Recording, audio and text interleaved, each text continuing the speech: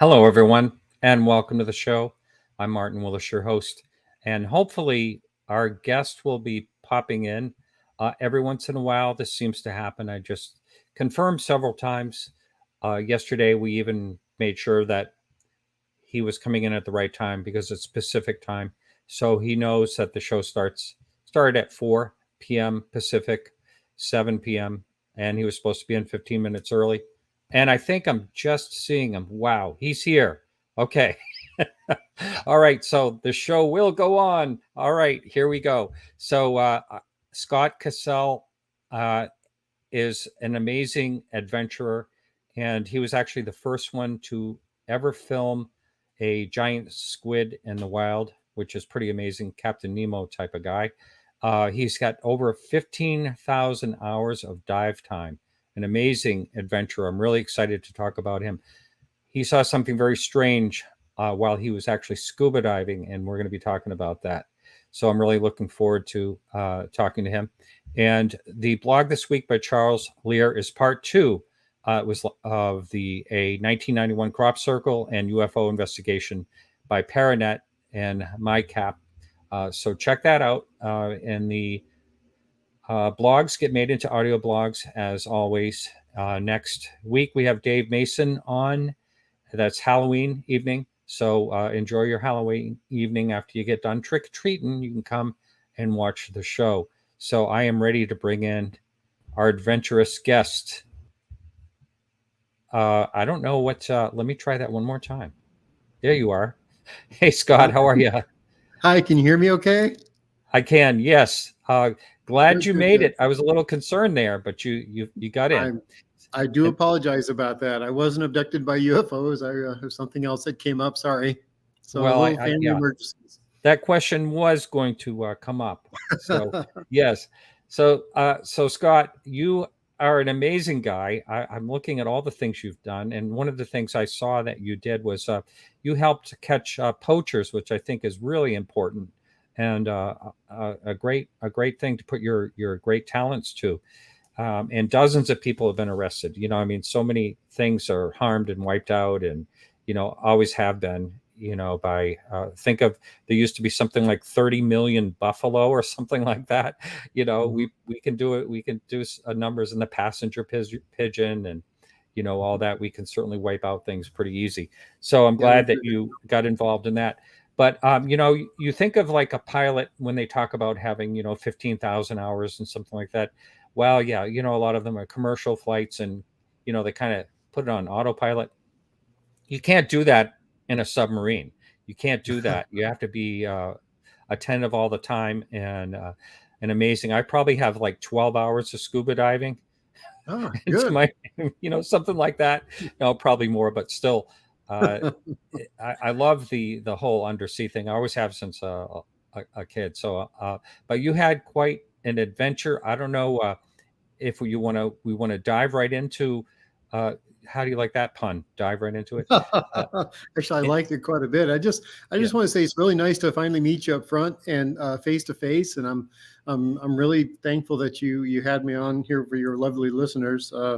This Well, is thank you. a subject that I haven't really talked about very many times ever. I've only recently started talking about it, even though this happened around I'm guessing 2005.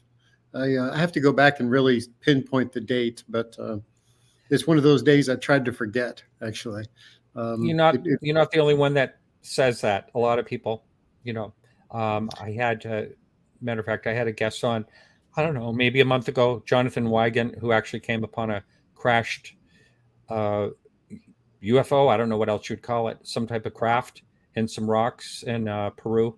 And he says, he just wants to forget it. That's the day. I said, when you think back on this, he goes, I try not to.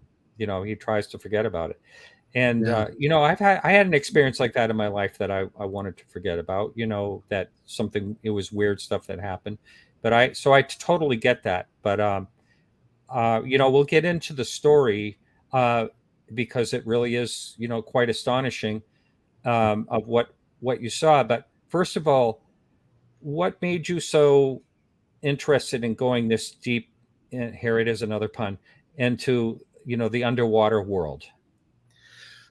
Well, I grew up with National Geographic and and Jacques Cousteau and his Undersea World. Oh yeah. So my whole upbringing was Mutual of Omaha's Wild Kingdom and Yeah. nature, and I came from an abusive household. So my way of finding solstice was going out into the oceans and into woods and stuff like that. And I was born in California, but I was raised in the South. I was raised Arkansas, Texas, Oklahoma, Georgia. And when I was 15 years old in Georgia, I found a underwater commercial training out there at Beaufort, Georgia, and I was only 15, but I had a work permit, so I could go work at Wendy's or something. And I walked into the dive school and I said, "Hey, if I have this permission to work at Wendy's, can't I learn a trade?" And they said, "I don't know if it's legal, but let's just say yes."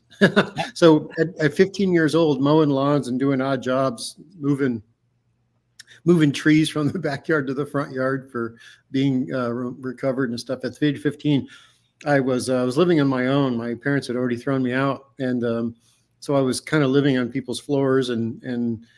But when I was at the College of Underwater Commercial Training, I found a home. I felt like this is where I need to be. And so I learned how to be an underwater welder at the age of 15, and I got some odd jobs right away, but still too young to work. I was helping out where I wasn't really legally supposed to by good people that trusted me. And then when I turned 17 years old, I started doing all types of commercial salvage work, little lightweight stuff, and then joined the Navy. So young to be doing that. That's amazing. Yeah. Well, I joined the Navy at 17 too, because I got my mom to sign off on it. I spent several years in the Navy and then got out trained as a medical a corpsman. And then from there, I joined the Army National Guard. I always wanted to be in the military, but I also wanted to dive, and the Navy wouldn't let me be a diver. So, which is silly because I was already a diver. And so I went into the Army and I learned how to dive in the Army. So oh my the Army goodness, has more divers than the Navy. And in many cases, Army divers are much better than Navy divers at every way you look. Both Isn't combat divers. That's so weird because someone said, "How about Sea Hunt?" That's with Lloyd Bridges. Yeah, that was a great one. So you think about this. The Navy has great pilots. Here it is. So the Army has great divers. That's pretty. Well, funny. the Army has the biggest Air Force in the world too. We have more helicopters than all the other armed forces combined. So we have more pilots. We have more divers. Everything Army's better. Yeah, but I've worked with a lot of different groups while I was in the Army National Guard, and just really, some people say that I got in the military and had a little time in it, and it was okay. I didn't really like it, and after 4 years, they're done. And then there are people like me that just hang on for 33 years, whether I'm paid or not, always there, just loving the place because I've always had the best jobs in the military. So part of those jobs were diving, and I don't talk much about my military background, but I will talk a little bit about my military contractor background, where I assigned myself or got to work with a lot of wonderful guys with Special Operations Training Group, Camp Pendleton, California. And as a civilian contractor, got in with some wonderful special operations groups there with the master diver, and got signed off on a whole bunch of things that I never could have done as a in the Navy. I got signed off as a civilian, dive supervisor, dive med tech, and did a whole bunch of work with Special Operations Training Group and with training air crews how to splash in the water and all that stuff with different systems. And I just had a whole lot of fun. And then with that technique and the skill sets, I ended up being a contractor on lots of combat zones.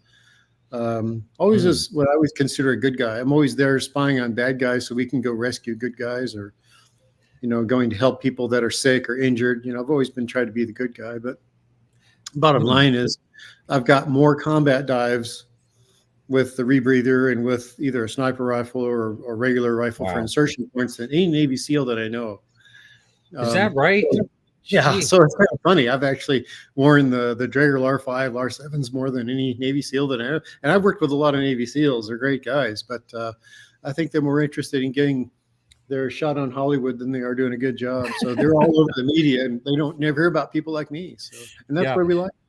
Well, the thing that's always fascinated me is the rebreather. I've always wondered what that is like when you're breathing. That is that like, do you get is that something you can only do for so long? And Well, can I you mean, explain how that works? I mean, there's no bubbles coming up for one yeah, thing. well, no bubbles, no troubles. It's depending on the dive system that you're wearing. It depends on the mission you're using it for. I mean, one of the reasons that we use the LAR-5 is we open up our backs. We can slap military equipment on there, or even a parachute.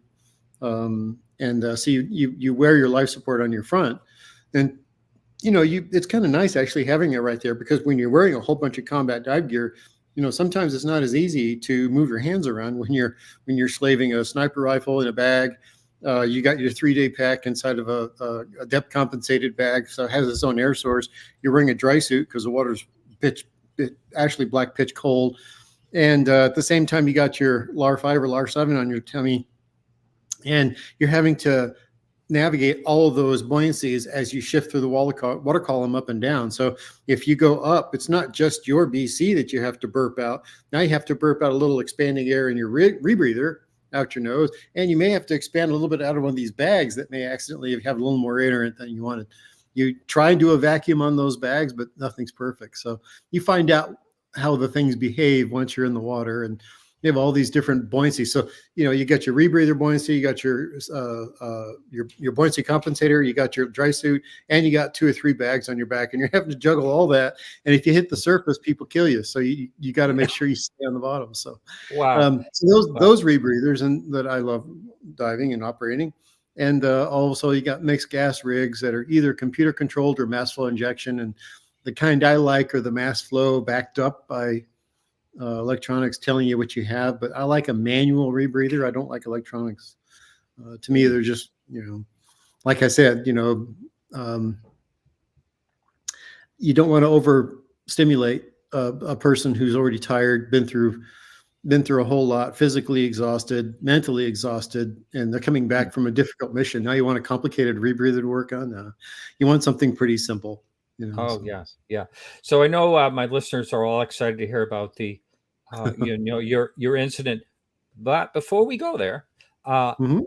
besides the incident that you had and the giant squid, any other weird or unusual, really, amazing things that you've seen with all these 15,000 hours underwater? I've seen some pretty amazing things. I have a lot of fish stories, which means I saw things and I didn't get them on film, and I don't talk much about them. One time I actually swam in the water. Well, I was diving with giant Humboldt squid, and I got beat up pretty bad because I was diving alone, and I'm doing my own research and filming expeditions, trying to get behavior footage of these squid. And they're very aggressive. Sometimes if you find the bigger ones, they're a Mhm. little more tame. But if you find the smaller ones that are only like 5 and 6 feet long, those are very aggressive. They'll fly Ah, into you by the tens and try to eat you. So you have to wear chainmail suit, cable to the boat. You have to wear wrist guards because they'll break your arms right through the chainmail, because it's like getting oh my hit. God. If you put up your arm and you're wearing chainmail against somebody with a knife, you won't get cut. But if you do the same thing against a sledgehammer, it's going to break your forearm. Well, that's the way the Humboldt squid are. They'll break your wrists, as I found out, right through your chainmail, which they did. Oh, So geez. I just gotten hurt by this, broke my wrist in 5 places, and it ripped my shoulder out of its socket. And Oh my I was God. and this was on day 3 of a 30-day expedition that I had already fundraised for. This is me paying for it. So I was like, oh Oh, crap, I gotta die. So I went into this little welder in a tiny little Mexican town, and he built up this shark cage for me. And it had to be small enough for one person to fit on a tiny open 26-foot ponga. So it was a clown show. And uh, so, so I had a day off of diving. So a literally day two off? months. Yeah, Jeez. I was a hurting puppy. Try putting on a wetsuit when you're barely move your arm. It's a 5 talent. broken places. I don't know how you did it. That's Well, amazing. you just push. It's amazing. Your new boundaries you find when you push are pretty amazing. And if not everybody's had the privilege of being through some of the training that I've been through, but you find out what it's like to be awake for a week straight. and hurting everywhere, you realize, wow, I can do almost anything. I can keep pushing even now, even though 7 days is theoretically able to kill you without sleep. So you're right on the edge of what you can and cannot tolerate, and you feel like, okay, I can push it even a little bit more if I have to. If I have to, I can push more. So you find out. Anyway, here I am all busted up like a dumbass because these squid got me, and I have a shark cage, and I get a whole bunch of squid around the boat a few nights later, throw the shark cage in the water. And so I quickly, terrified now, I'm scared of squid now when I used to be excited. Yeah.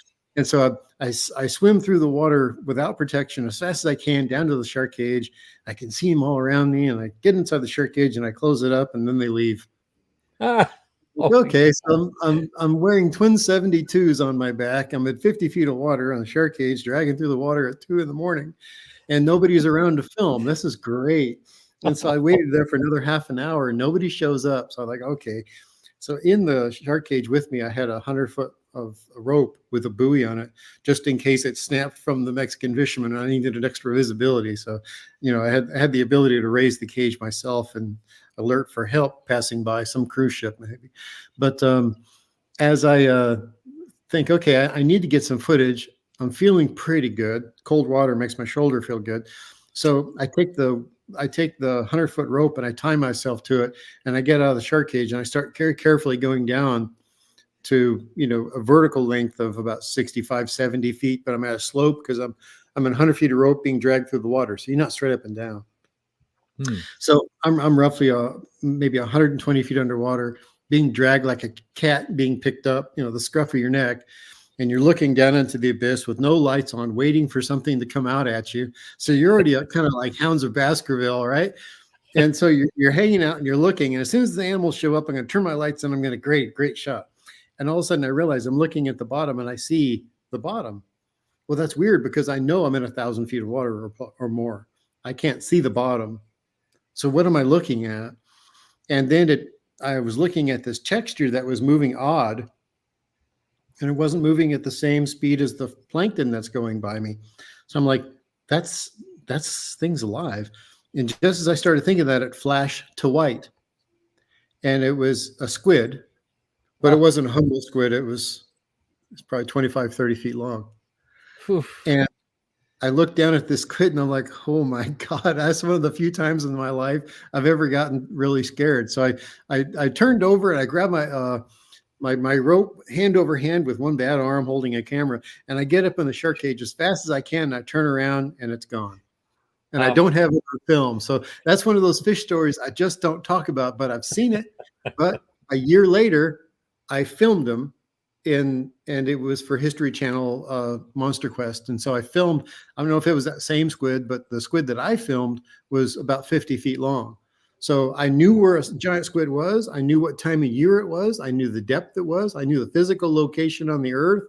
And I took that information, and a day to the day, a year later, I filmed the squid in the exact same spot.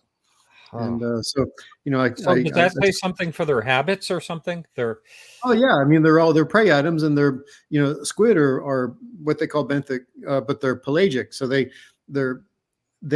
swim through the water like a tuna or something. They're migratory, but they often will scour the seafloor. So they are aware of benthic behavior all the time, even though they'll feed in the water column as well as off the bottom.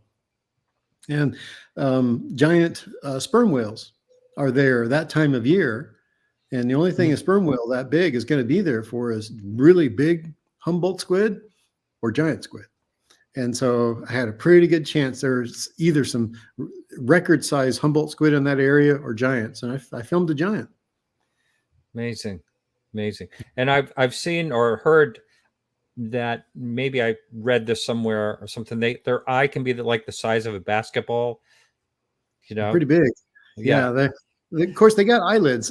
People don't think that, they think it's going to be a big round fish eye and that's all you're going to see. And you see a lot of artist depictions like that. It's not that way at all. They have a very expressionate eye with eyelids, and for all people like to call it a nictitating membrane, which is a clear membrane that'll cover up his eye with to protect it from a thrashing prey item. But they'll squint their eyes, they'll open their eyes, they'll blink. It's really quite extraordinary. When you come face to face with a squid, you definitely get the impression it's a problem-solving intelligence and you're on the menu. Wow. Now, how do they compare to an octopi, Oh, for octopus are cute. intelligence?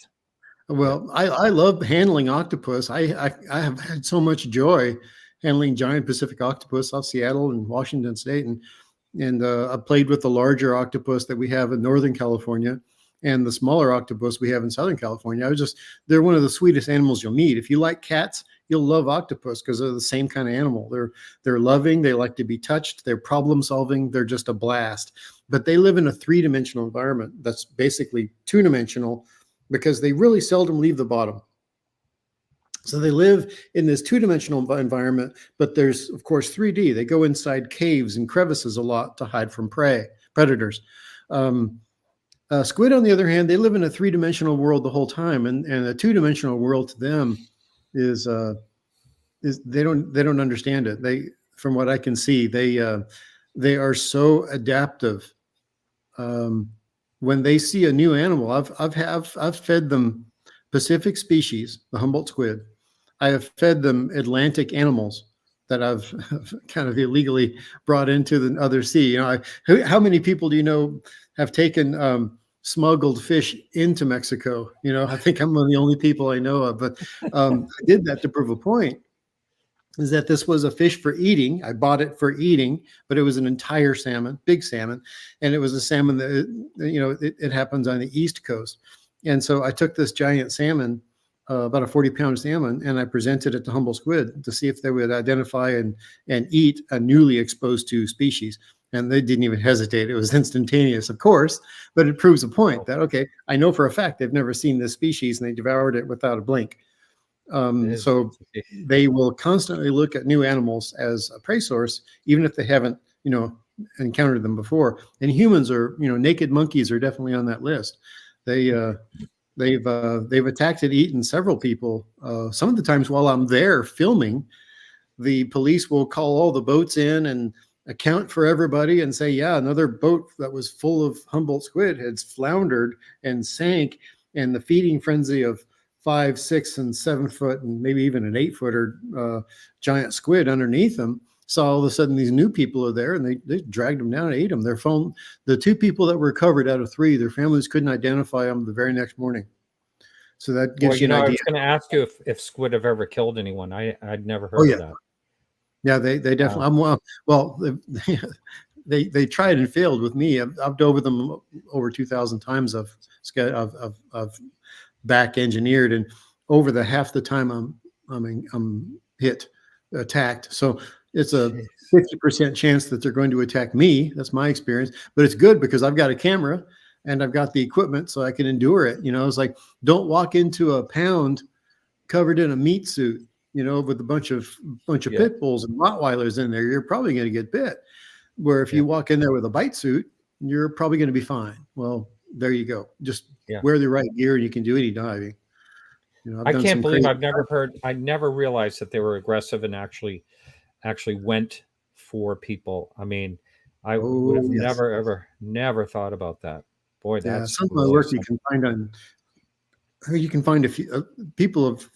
I don't promote myself, but actually I've become kind of a hermit. But if lots of people have done little quick shows about my work.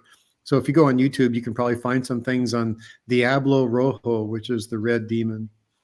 You know, or Demonio Rojo is what Demonio Rojo is actually what they are called by the Mexican people, the fishermen, because there's only one devil, but there's lots of demons. So they're actually Demonio Rojo. But I had said Diablo Rojo on purpose to a particular company that I was pitching the idea to.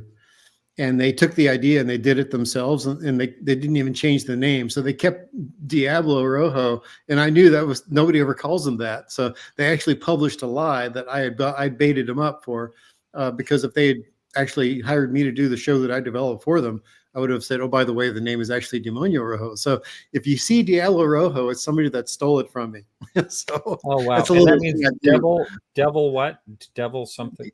Yeah, demonio, which is demon. Demonio. Oh, so it's devil demon? Yeah, Diablo. Diablo right. is devil. Diablo Rojo is the fake name I gave him as a security, Oh, which oh, I got it. worked Yeah. against them.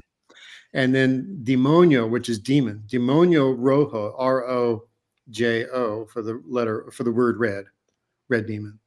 So Yeah. anyway, you find a lot of stuff on YouTube about that. And if you also look at I think it's called Scar, all lowercase with 4 stars, Scar 4 stars. I still have that up, and it's the biggest Humboldt squid ever filmed. He was big around as a 55-gallon drum, about 8 feet long, 250 pounds. So Wow.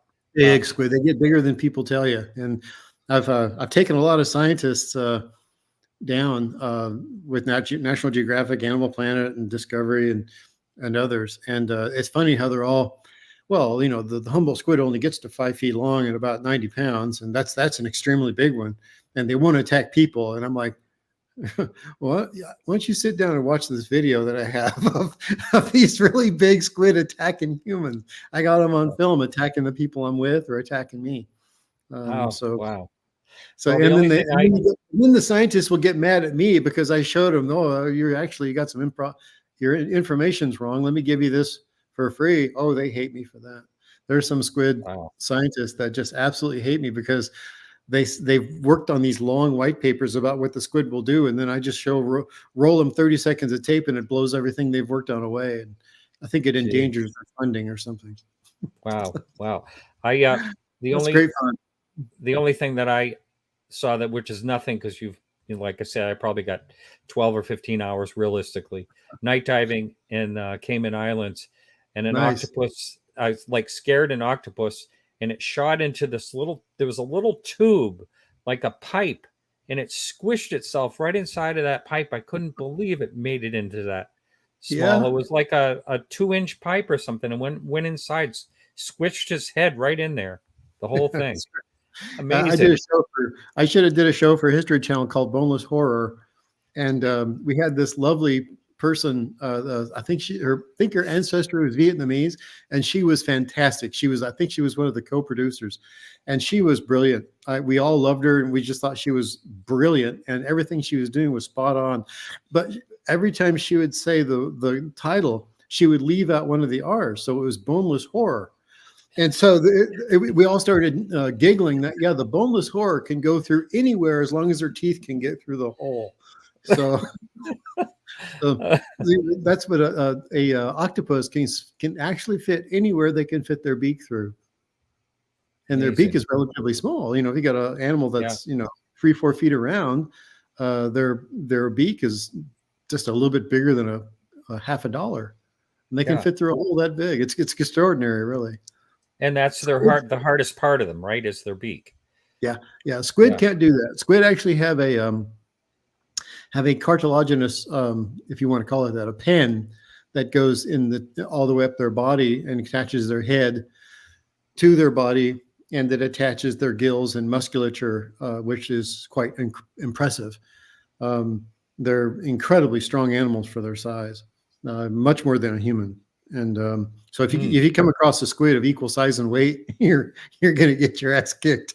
You're toast. Yeah.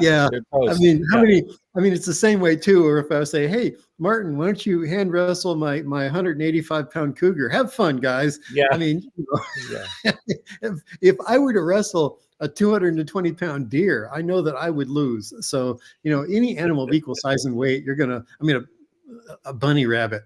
I mean, you're just, so we're really kind of wimpy in the animal kingdom, these little naked hairless monkeys. And when we're in the water, breathe on a compressed air, and we're obviously delicious, there can be problems if you're not ready for it. I've been attacked by we have this is all we have right here, maybe no strength. And we don't have much of that right now. But I think people are getting dumber, so God bless them. I do think so. Yeah. Our smartphones are making us dumber too. Yeah. So let's hear the story. How let's talk about, and if you would go into the detail of how this all happened, what you were doing, and all that stuff, if you would. Yeah, like I said, you're like the second person that I've spoken to, or third person. You're the third person. And this bothered me for years when I saw this. And basically, I got 15,000 hours of dive time, but 10,000 hours of that is inside subs. Mhm. Because you can stay in water 5, 6, 7 hours at a time. And, I've been doing it for 45 years almost. So, I've been piloting a lot of different subs. But scuba diving, you're only underwater for, 2 to 3 hours at a time, maybe one if you're wearing just a scuba bottle, depending on the rebreather you're wearing. In this particular case, I was wearing a Prism 2 rebreather, one of my favorites. And it's fragile rebreather, but it's tough. It can fragile in the way that you can smack it up, but at the same time, it's just reliable, so the systems are simple. So I really like that about it. But it's still electronic controlled. So it's always one of those that you're worried about. You're always double checking, Mhm. So anyway, I'm wearing this rebreather that can keep me underwater for 5 hours, independent of depth. And I have a mixture inside the rebreather that can take me to 400 feet. It's oxygen and helium and Wow. nitrogen in the mixtures. Boy, And that's really deep. Jeez. well, it is. It is when you actually look at a 40-story building, and then you realize that's how deep I am under the sea. Then you realize, okay, those big skyscrapers downtown, he's actually that far underwater. Yeah. And in this particular case, I started off with my buddy Dale, and this was in Sea Cortez, and I think it was in November or October, November. So the water was relatively cool in comparison, and we were in the northern Sea of Cortez, up in an area called the Enchanted Islands, and there's some seamounts out there that are thermally active. They're volcanoes, and they still have potentially deadly hydrothermal vents. Some of the water coming out of them is beyond boiling. So if you land on one, and you only got a few seconds of your wetsuit to get out of one, or you're going to become a lobster. Mm. They're really bad. Other times they're just enough to burn you, but not kill you. But the reason that we're diving here on this seamount that's 65 miles offshore, it's almost in the middle of the sea, and we're diving on the seamount that has all these hydrothermal vents on it, because that's one of the places that we've seen poachers catching totuaba, which is one of the most rare and endangered fish in the world. And Chinese demand has put it on the endangered species list for its swim bladder. The swim bladder, to the Chinese mafia, which are currently in Baja all over the place, working with all types of really bad terrorists from the Middle East, as well as drug cartels. The reason they're doing all this is because they found out it's a great place to traffic humans, which I have filmed that as well, but also to capture endangered animals and sell them. And the totuaba is one. The swim bladder on a totuaba is worth $10,000 to $30,000. It's the same as cocaine. One fish. Jesus. So Wow. every one of these fish is worth the same as cocaine, but you don't go to jail as much, and people don't shoot you as quickly over Mm. this. So it's a little safer, but just as profitable. So the drug cartels, excuse me, hire the fishermen to go out there and harvest these totuaba, and they Jeez. do. And I used to film them until I had several people tried to murder me. So I decided, okay, they're starting to follow me home and come around people that I love. So I guess I better stop. So I'm not afraid of them, but if they hurt a family member, how can you protect that? So I'm down on this seamount, and the idea is that Dale will start. He's wearing a rebreather too, same kind. I trained him how to dive it. He's going to go down to 200 feet, and he's going to stay there on this ridge. And on this ridge, he's going to be going and trying to film totuaba on the flow. Right down off that ridge is a soft mud flow that goes down to 1,600 feet. And I'm going to go to about 250 feet on the mud flows, which is where all the shrimp mass up in these huge schools, so the totuaba feed on them. And the totuaba actually they croak like frogs, and so you can hear them. You can actually hear them ribbit in the distance. Wow. So it's a phenomenal fish, and they weigh 300 pounds. They're not small. You'd think you'd be able to see them pretty easy, but they blend in perfectly. So it's very hard to find. I did eventually film one, but I turn and I think what I see is a shadow being cast by a large fish. And I turn my camera on it with lights on. They're 6,000 degree Kelvin lights. So they're very beautiful, bright, white, blue lights, high level lights. And all I get is the snow blindness back. But what I saw through the snow blindness was a sharp edge. And I thought, oh, okay, that's okay. What is that? So I look through my viewfinder, can't see it. I pull my camera down, can't see it. And then I just, I'm the kind of guy who's like, okay, I'm just going to lunge towards it. I got a wing on my camera that's 3 feet across, and it's aluminum wing that's bolted to the camera, and it holds the lights and different stuff and buoyancy tubes and stuff that I have on it. But the reason that I have that wing is the reason I invented it is because I put it in the mouths of great white sharks. So if a white shark is kind of coming, a shark is, I love sharks like people love dogs. So when I see a white shark, I'm not afraid of it. I just need to know what to do. And they're like kids. Everything goes to the mouth. So they bite test things often. So a white shark will come by, and if you're not aware of it, and you're not a prey item, what he'll do is he'll just like bump you with the nose. And if his mouth is open, he'll scrape his mouth. And that can hurt you, right? So they're not actually doing a bite. They're doing this little bump that they do. And it's very quick. It lasts, it's about this fast. Bump. And then they're done. So I need to be able to hold the camera up so they can do that. And then they realize, okay, he's not edible. I'll look for something else. Maybe come back around, give him a really great shot, which I've used in Shark Week for decades. But it wasn't a shark. And that's when my heart sank. And I thought, okay, this could be an anti-diver drone. And with my background, I've dove against different technologies that are used to protect aircraft carriers and nuclear powered vessels, which all of ours are at the moment, they're carriers. But, we protect those very carefully, and they have systems right now the Navy will use to kill any diver that tries to get under them. They don't care you're a sport diver just getting a selfie. So I encourage sport divers, don't try to get diving under an aircraft carrier. There are things there that you do not want to encounter, and they're not nice. You'll die. So I immediately thought of this. Oh, crap. The Mexican Navy has something badass, and I'm about ready to get nuked. And it didn't move towards me. So I take my camera and I lunge towards it with it running and the lights on. And I've reviewed the footage. You can see the flat face and this weird reflection, but you can't see any detail because the light was reflecting off of this thing like nothing I'd ever seen before.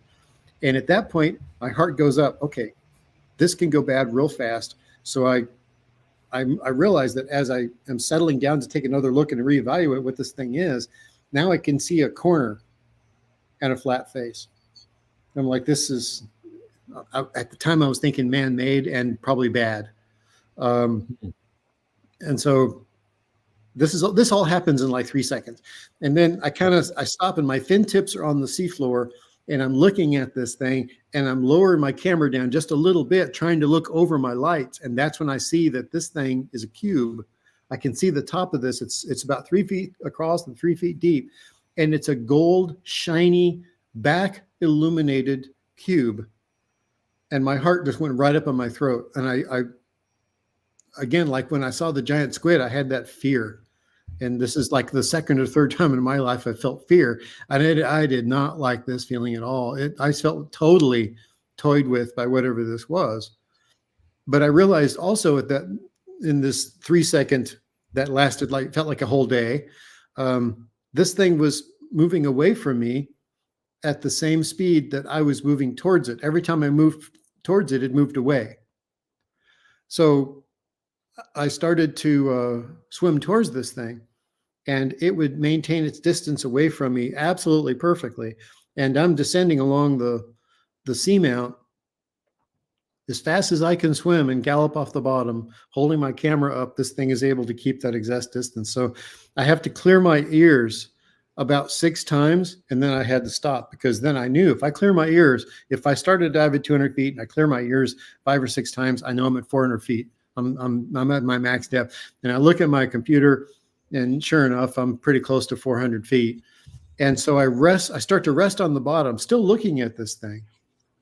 And as I rest on the bottom, I'm putting my camera face down. And that's when the first time when I really saw the whole thing, when I took my lights completely off of it. Now I could actually see that this thing was a cube suspended off the bottom. And it was just perfect. It was beautiful and terrifying, because this isn't anything I've ever seen before. Now, see, you got to understand is that, at the age of 15, I was living on my own. Everything you can explain. It might be unknown at the moment, but you can find out what it is later. You can take a picture of the animal or the thermal vent or the rock, and you can give that information to somebody who knows that by specialty, and they can come back and tell you what it is. My whole life has been, Scott, we don't know what that is, but we'll let you know when we determine what species it is, and you can help us with identification because you found it. And this happened to me several times.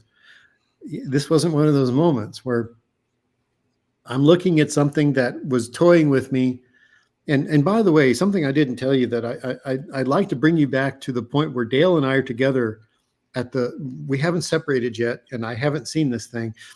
Dale and I started to hear the most remarkable sound I've ever heard underwater. And I've heard submarines, I've heard rock slides, I've heard sand slides, I've heard whales. I mean, I've heard a lot of stuff in the water.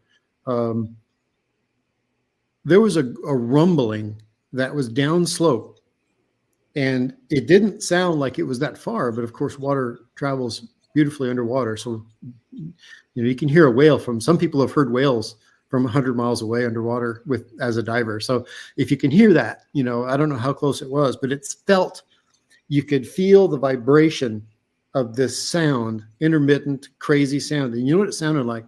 Was, if you've ever seen one of those giant D9 caterpillars, one of these like 40-ton giant caterpillars with the big blade, and they're moving giant boulders. It sounded like that. It sounded like a machine moving tremendous amounts of boulders. That's what it sounded like. I'm not saying that's what it was. Now, remember, I'm on a thermally active volcano. I'm diving on thermal hot vents, which is a photosynthetic mixture which creates the algal blooms that these shrimp eat and that the totuaba have been found feeding on. So I'm here because of the hydrothermal vents. So I'm thinking this could be thermal activity downslope. I don't really know. But it was deeper than I could go because I was at 400 feet with this cube, and I didn't see any rock slides or anything. So I didn't see any evidence of lava mounts. And so there's a particular plume that these thermal vents can put out. And there's a sulfur-based vent, which is a sulfur silica solution that's coming out, and it's usually black or tan. And then you got the other ones that are crystal clear. You can't see it except you can see the shimmer. And that's fresh water that's being superheated. That used to be seawater, but it was chemically adjusted. It was shifted with the superheating steam down there near the core of where these magma vents are. And it separates it into steam, and it reconstitutes as fresh water. So you got fresh water coming out of these vents, and that isn't boiling. It isn't making bubbles, even if it's above 212 degrees. It'll boil you.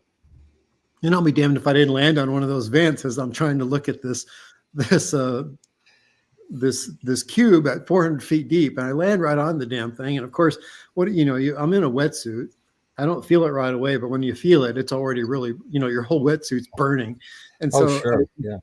Fire. So like a genius, I jump off the bottom and I'm slapping out the fire on my leg. And of course it's not on fire. I'm 400 feet underwater. And that's when I start thinking, okay, I've got to reassess here. This thing is gone. It just left. And I start breathing on my rig. I'm standing on the bottom. I'm about shin deep in the mud from the bottom. And I can see this big rolling cloud, which is the displacement of mud that I just stepped on. And it looks over, and I realize it's not moving. It's just kind of they're normal. And what that got me was that as I'm standing up, I'm slapping out the fire, and I'm realizing that 1 meter cube, the speed that it was traveling, which was my swimming speed, and then it bolted away from me relatively quickly. Well, I've filmed point blank whales.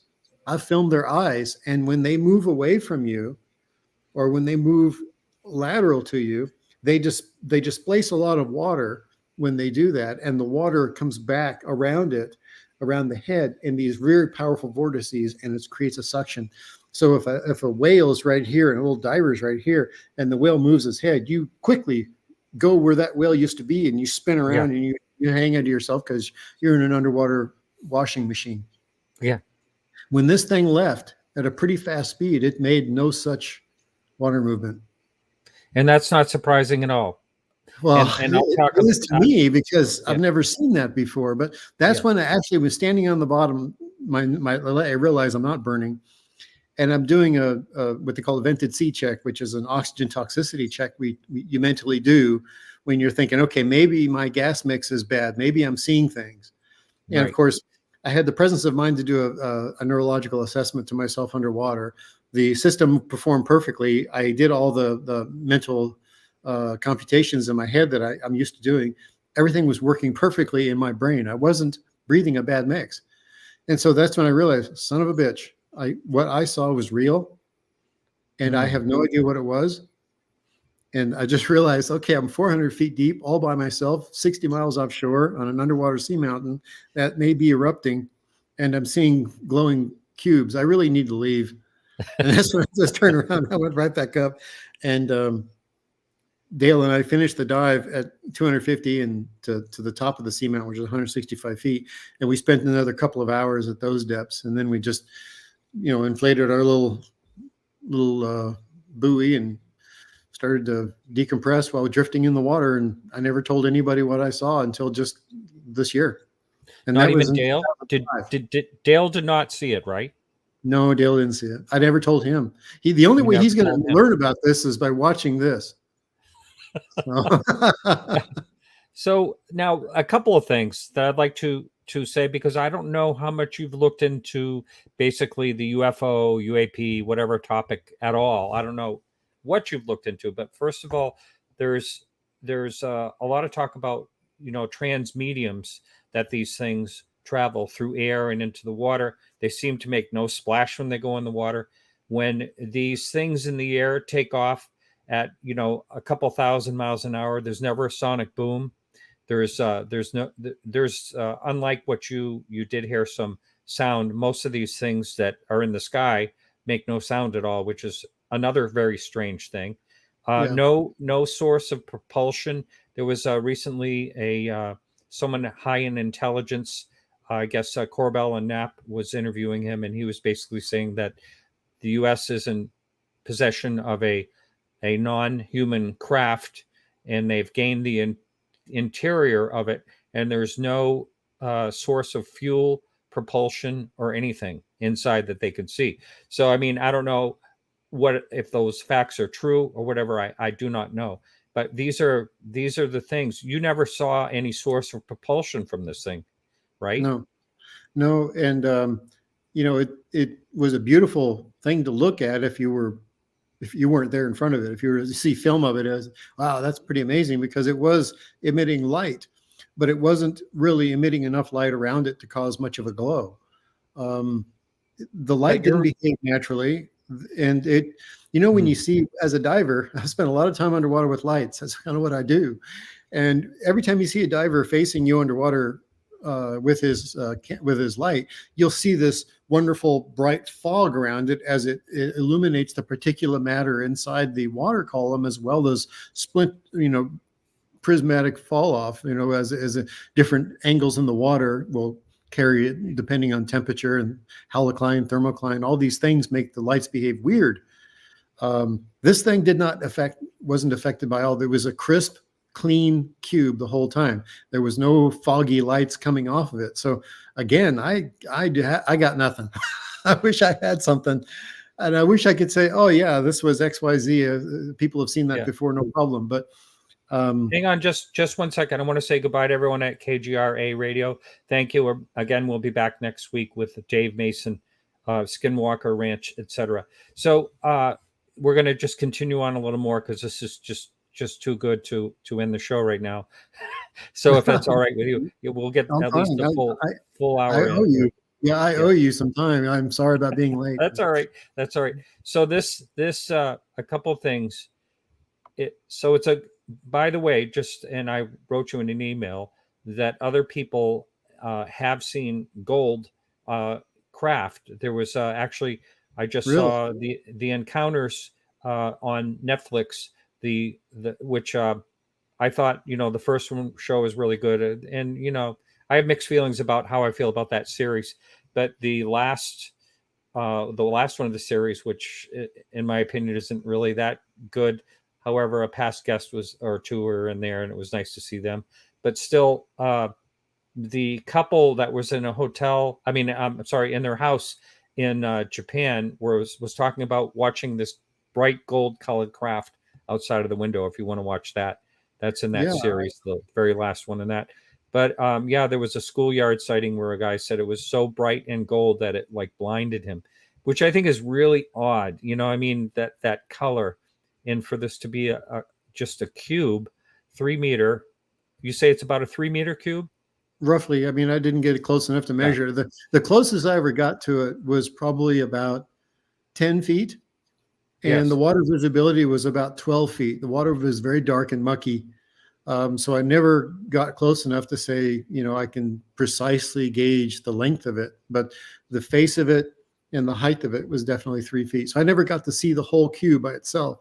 The water visibility just didn't let me. But it was, I never saw any dissimilar length on the shape. So if it moved like this at all, it was still 3 by 3 by 3, roughly, Yeah. But so now absolutely.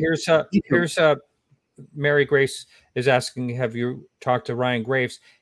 Ryan Graves has this organizations for pilots, but not necessarily. I'm sure he'd love to hear from you, because what they cited in 2015 off the coast of Florida, and then over in the Middle East, eventually when they went over there, the same object was a sphere, and inside the sphere was a cube, which is really bizarre, really strange. So yeah, I'm sure that they'd like to hear from you. That would be, just the more information we can all have about this type of stuff. And this is such an odd thing, but everything that you're saying about it would make me say that you saw what they call a USO, which is an unidentified submerged object. I think I'm not sure exactly what it means, but definitely still, submerged. Yeah, it was definitely submerged. I got to tell you. Oh, go ahead.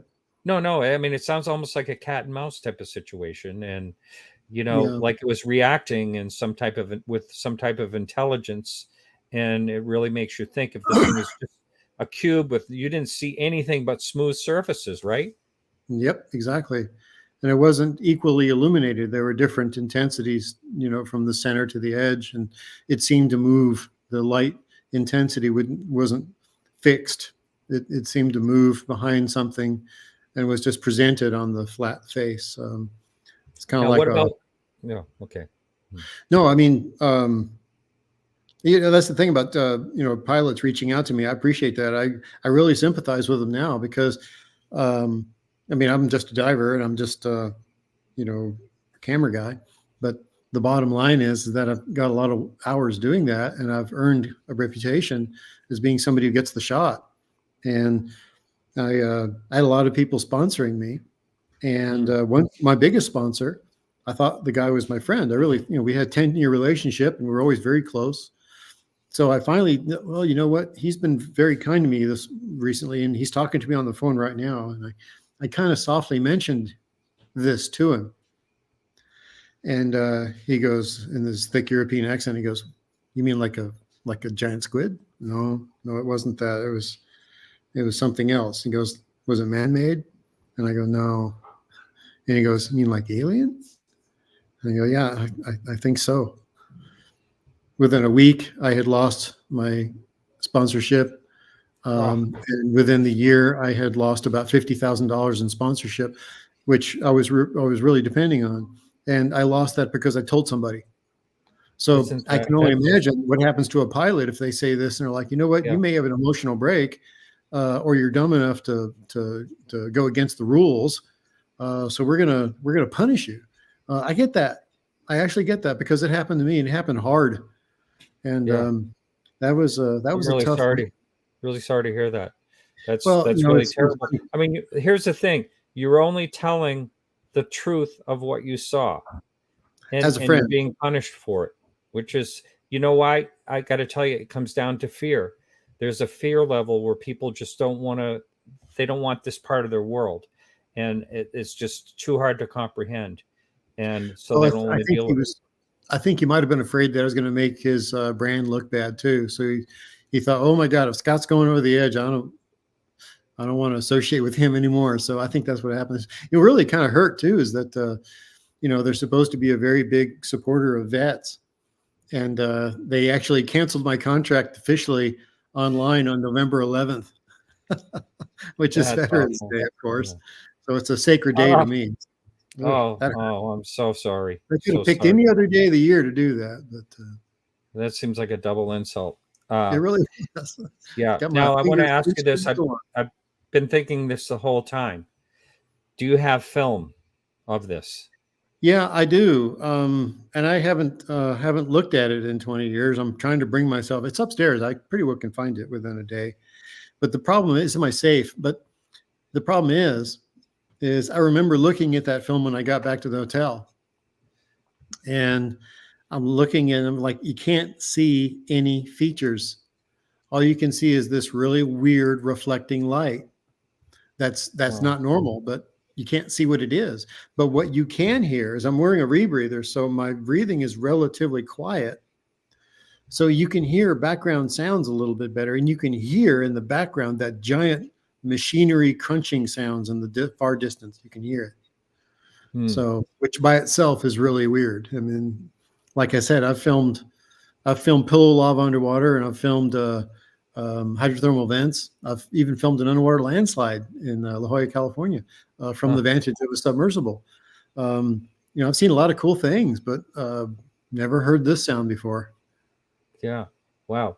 Now I wonder do you have any idea when this thing kind of scooted off an approximate knots, could have been 10 knots or higher or I never saw the full speed it went up to, and it didn't accelerate instantaneously. It kind of made a gradual acceleration, but it went from being in full view to not being in view in less than 2 seconds, I would say. So it moved faster than a diver. Yeah. I mean, there are, so I don't know exactly what you've looked into or not. Not much. This is Okay, all we have new an to astronomer friend of mine, Mark D'Antonio, was on a Navy. He was invited to go on a Navy run in a submarine, and they encountered something that was traveling underwater at 200 knots, and they seemed to have a name for it and everything, and they seemed to dock it, and what do they call it? Dog it and log it, whatever it is. Yeah. They did that and kind of just kept it all quiet, and he witnessed the whole thing. And so I think there are these things, whatever they are, underneath. You look at what is our ocean, something like 70% of our Earth's surface, and explored less than the moon. So there, for things to hide, there's certainly enough stories of people saying that they see things coming in and out of water, and this goes on for decades. Many things. There's plenty to look, if you're interested, there's plenty to look into. There's the Shelburne Harbor, Shag Harbor up in Nova Scotia. Those two incidents were underwater situations. Yeah, those are exciting. Yeah, I really enjoyed watching those. I think I watched them on History Channel like everybody else did. But I am thinking about, we own a submarine, and it's a 2-man submarine, goes to 500 feet, and you can stay underwater for all day. 3 days of life support if you need it. Wow. But how long do you want to stay trapped inside of a telephone booth? I don't know, but that's about how big it is. But I'm hoping to raise interest in funds and support to take the submarine to the northern part of Catalina Island, where a lot of people have seen USOs. I mean, I can't take the sub to Mexico. I'll never get it back. I've seen so much tremendous corruption in 30 years of filming in different countries. I know better to even try. Right. We had our sub in different countries already, and it's a pill to get it back sometimes. So. Wow. And that's with the really prestigious countries. Mexico isn't quite that as prestigious when it comes to making sure that you get your stuff back when it goes across border and customs. But my point is that I can't go to Mexico where I saw this thing. I don't think the visibility is enough anyway to dive the sub safely. But I need at least 20, 25 feet of visibility to safely dive a sub, looking for things that can foul you, like drift nets and anchors and and things like that. You got to make sure you don't ever get into an entrapment. So it's a big part of being a subpilot. So Catalina, on the other hand, is perfect. And there's lots of USO activity. It's here in the United States. Right. And there's lots of people around here with boats. So I'm hoping, over the Christmas holidays, I can find some people, we can chat, we can make a plan and do some fundraising and go down there. Because I didn't get a chance to film this thing, and I know why. And that's because when I put my camera face down in the mud and the lights weren't on it anymore, I could see it. So if I had just turned my lights off, I would have gotten the shots of this thing, and I was too stupid and surprised. Well, yeah, I mean, you can't. I wasn't. It's a reaction. Yeah. Well, my life is, when you film something with lights, you get the shot. If you turn your lights off, and you're not going to get the shot. You're going to get a bunch of black. So reflective. Yeah, and turning my lights off was something I wouldn't have thought of until, now. Yeah. So it only took would me you 20 say years to figure that out? So. Would you say this is similar to something that was like gold gilded? I mean, was it that type of gold, like it looked like a solid gold block or a gold color? No, sir. In fact, what I would say is that the cube would probably be completely crystal clear. There was this beautiful dance of light in back of it, to borrow a phrase from the abyss. The light inside of this thing was not like a light from a single source. The light had it was moving and shimmering around all over inside of it and on all the different faces of it simultaneously. It wasn't a constant thing, which is why I could always see it in the dark water. I saw this thing vividly, even with my lights reflecting back, but I couldn't see past the big snow blindness reflection I was making. But what I could see was these beautiful, sharp corners from time to time as I'm swimming after it. And all that time, I should have just turned my lights off. I probably would have got something. So we're going to take the submarine and dive at night with dangling at 200, 300 feet off of a very large buoy attached to a boat, sipping coffee, eating M&Ms, and with no lights on, waiting for something to fly by with cameras going. So, well, I mean, I have room for two. I'm just the pilot. I'll take people with me. So if you help me out, let's talk. Yeah, that's right. So now that this has happened to you, I haven't heard of anything exactly like it, but it's fascinating to me. And I'm hoping that with this getting out there a little, maybe there's someone else that may have a similar story, that of this, type of situation. However, you really don't think, if you think about it, you have lots of eyes above the water, but you really, there's not a lot of visual under the water in general. There's not a lot of people hanging out in subs or scuba diving. If they are, they're down for an hour or two in such a little tiny area of the ocean that we have. Well, oceans. I'm privy to most of the military secrets on the systems that they have underwater, because I've had to be a combat diver working against them. So I've been privy to learn a lot about what's actually out there when it comes to doing underwater mapping and bathymetry and limnology, and learning about the different systems that are there and temperature wise, learning everything they can about the ocean so that they can properly navigate it in case of war. And these people are some of the best at what they do, if not the best at what they do.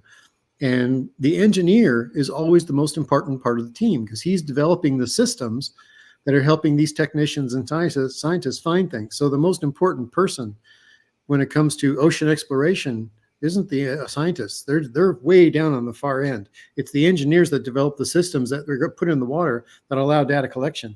These guys see things and hear things and think of things that scientists, they run circles around scientists. So it's the engineers that really know what's going on, not the scientists. So the engineers are usually those that are extremely good at keeping secrets. So they're really trustable people that aren't going to be telling the population what they don't need to hear. It's a need-only basis, and they stick to it. So the people that I've met, they know things, and you can see it in their eyes that they don't tell you, that it would reshape the world. Yeah. And I've seen things, and I've talked to different people that have seen things that in the warfare community, I can tell you right now, our harbors are pretty safe. At least our ships are. But if that technology is used to go and look for UFOs, and I think we'd find it by this time Thursday. We have the ability to really delve deep quickly and look, but it's a decision not to. And I'm wondering about why. Well, Since I've seen this thing underwater, I've been sick, physically sick. I have chronic fatigue, and I have skin eruptions all over my body and head mostly, and they hurt like cigarettes have burned you, and they don't heal for a year. So, and jeez. I lost a big sponsor and some credibility seeing this damn thing. So, seeing it wasn't a blessing. It was terrible, and Now I let me don't ask wish. you. Yeah, yeah. Did you did you ever think of this could have emitted some type of radiation in some type of way? Well, I've actually been to the nuclear warfare training school in Nevada, so I've actually been completely checked. And I went to this nuclear school after I saw this thing, so I don't have any residual radiation other than just normal background. So it's not like this thing hurt me with anything that I know of or anything that our normal engineers can detect. And of course, if you're there's 3 different or 4 different, but there's different types of radiation. Some of it's relatively harmless, some of it's extremely deadly. And the stuff that travels through water is usually pretty harmless because the water absorbs it. Because it's heavier, Right. it's bigger, so it travels at a lesser velocity. So water is actually a very good insulator to keep you safe from radiation. Yes, I Especially have seawater. someone. I'm in touch with an Admiral Gallaudet, who has a real strong interest in UFOs and USOs, and I would like to, we'll talk offline, but I'd like to make the connection for you there. I'm sure he'd like to talk to you about this situation. I'm welcome to talk to anybody now. I'm not trying to get a dive physical for the BBC or anybody else to be on their dive mission planning. So nobody's. I'm probably going to be working for myself the rest of my life anyway. So I really don't Yeah. care who knows what I know now. Yeah. Well, the thing of it is, it really happened to you, and you shouldn't have to be afraid to talk about something that really happened, in my opinion. It just doesn't even make Thank any you. sense. You're Yeah. very kind for that, but I can tell you, I paid a heavy price for talking about it, and I believe there are other people out there that are, there's a lot of people that are seeking attention, and they say they saw something that they didn't, and it's entertainment for them, and God bless them. They can imagine great stuff and tell great stories, and we also need those people too. But when somebody sees something like this, and you didn't want to see it, and it negatively affects your life, trust me, nobody that sees anything like this wants to see it twice. The only reason that I want to bring the sub out there and try to film it again is because you hear you hear people that they're out hunting in the woods, and all of a sudden they have this strong odor, and they see this thing fly by at great speed, and the rest of their life they're out hunting for Bigfoot now. They get the bug. Well, I have a feeling it only took me 20 years, but I think I have the bug now. And I really want to focus a lot of my energies that I have left at looking below the ocean for things like this.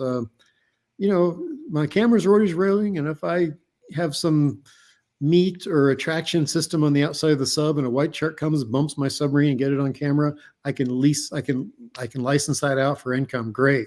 But if I have the same system in the water, I particularly intending to film a USO, if I had the white shark bump into me, that's just great. It helps me pay the bill so I can keep going. Right. Water time is expensive time. So, it's always expensive to have a boat and support you in the water. But if we get footage of something going by, even a few seconds of it, and I share that with the world to see, and with engineers and researchers, there may be an answer or two there that wasn't there before I started. And to me, that's the motivation. Yes. I didn't want to see this thing, but now I did, and I really want to capture it on film now.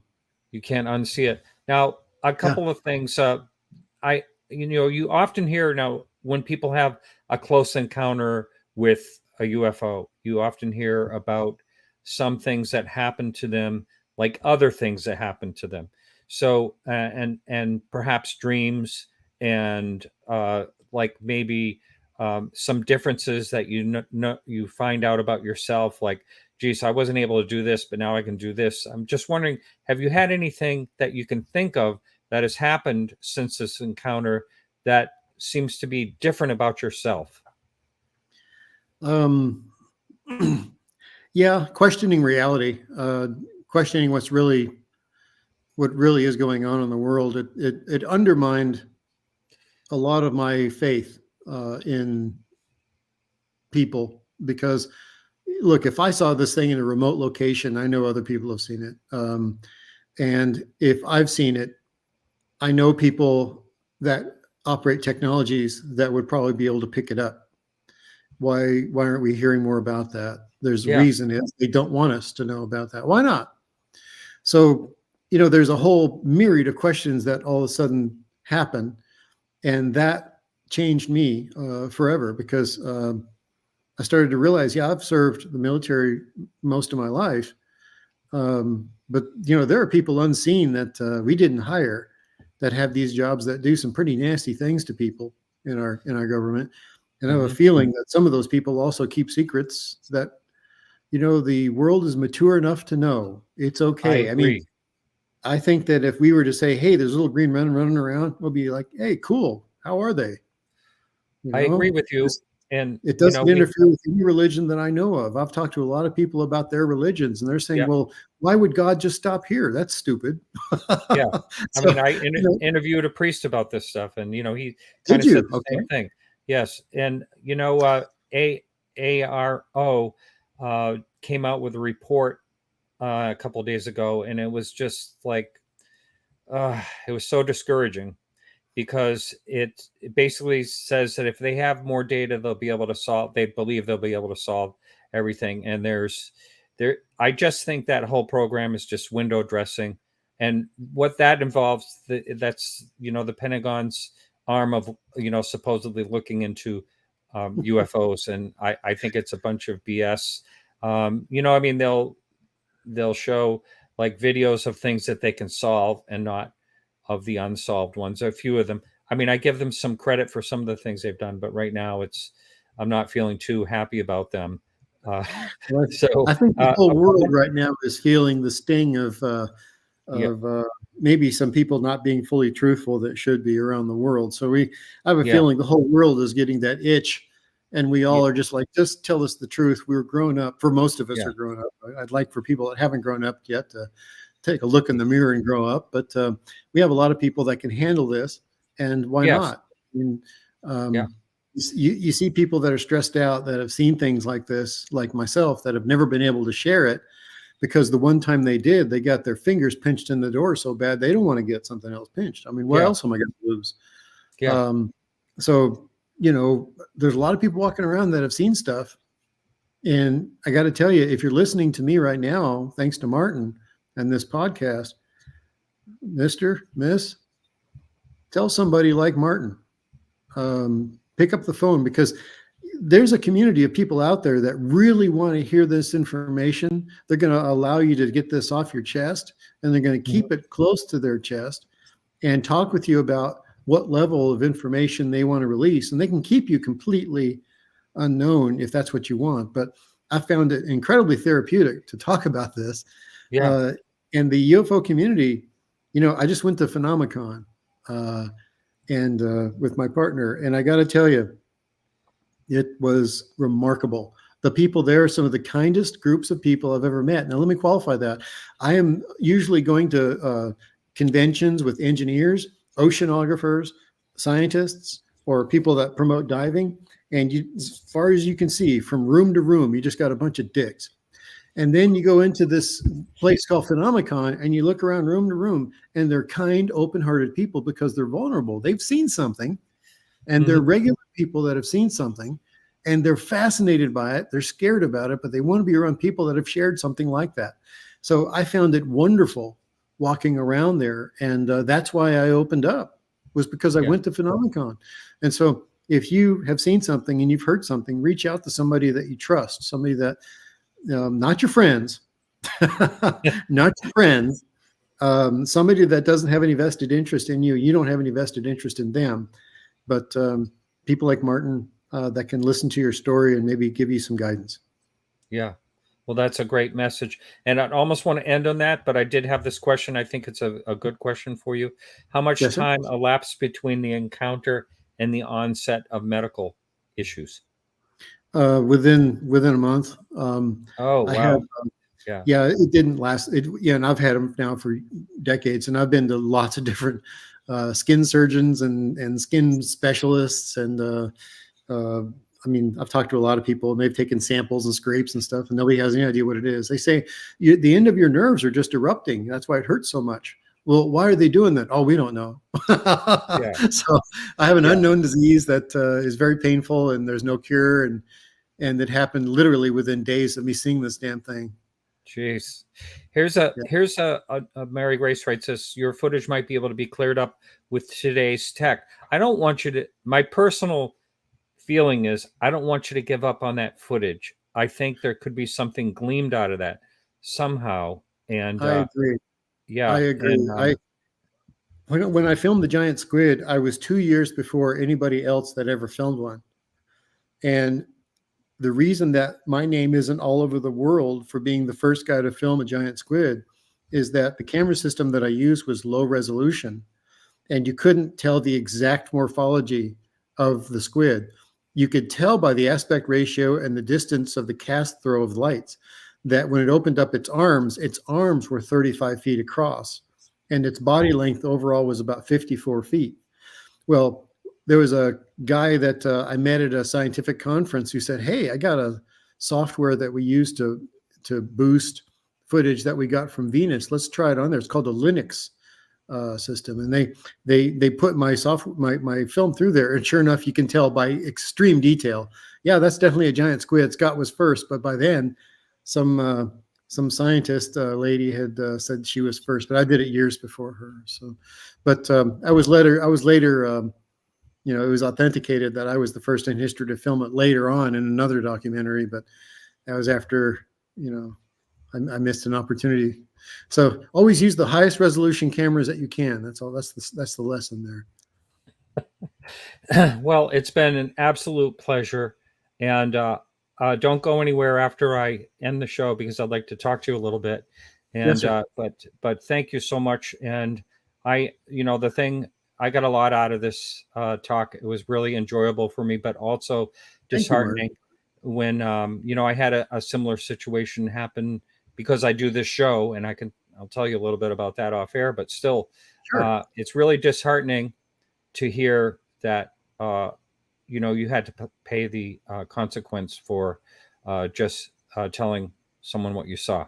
So I'm sorry that had to happen. But Well, thank you. I anyway, I appreciate think what you you have do. still have a great attitude, and I think it's a wonderful thing that you want to chase this stuff and try to figure out what it is. I mean, that's all we really want to know. That's why I do this show. Is I may never know in my entire lifetime, but it's still such a puzzle and such an interesting situation. So thank you very much. Well, you're very welcome. We're developing a website right now for our efforts to film this anomaly in Catalina, and it's called Ocean Reveal. So the website I think will go up this week. So it's brand new. So if you would Okay. write it down on a piece of toilet paper and keep it handy for a week, and then look. You don't have If to. you So I'd like for you to do is I'd like for you to send that link to me once it's live, and I will put it in the oh, show notes and in okay. the text below and YouTube, etc. So thanks so much, Scott. Well, Real thank you. pleasure talking to you. Well, absolutely. If we're successful, invite me back. I may have something to show you.